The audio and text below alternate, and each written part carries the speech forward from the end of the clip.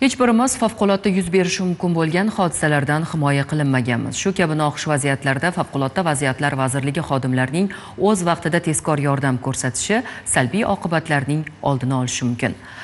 Andijon viloyatida ham soha xodimlarining tezkorligi sabab 7 yoshli bola quduqdan sog'-salomat chiqarildi. Andijonda favqulodda vaziyatlar bo'limi qutqaruvchilari 7 yoshli bolani quduqdan chiqarib olishdi. Andijon viloyati Qo'rg'ontepa tumanida favqulodda holat yuz berdi. Soat 11:00 atrofida Ibn Sino mahallasida joylashgan xonadonlardan birining hovlisidagi chuqurligi 40 metrga teng bo'lgan foydalanilmayotgan quduqqa 7 yoshli bola ehtiyotsizlik oqibatida tushib ketdi. Voqea joyiga zudlik bilan favqulodda vaziyatlar boshqarmasining qutqaruvchilari yetib borishdi. Maxsus texnik vositalar va uskunalar yordamida olib borilgan tezkor harakatlar natijasida bola quduqdan sog'-salomat holatda chiqarib olindi.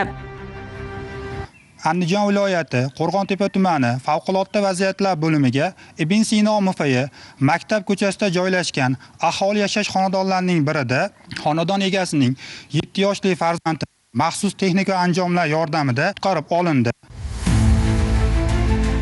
Bola darhol tibbiy ko'rikdan o'tkazilishi uchun shifoxonaga yetkazildi. Ayni paytda uning ahvoli yaxshi.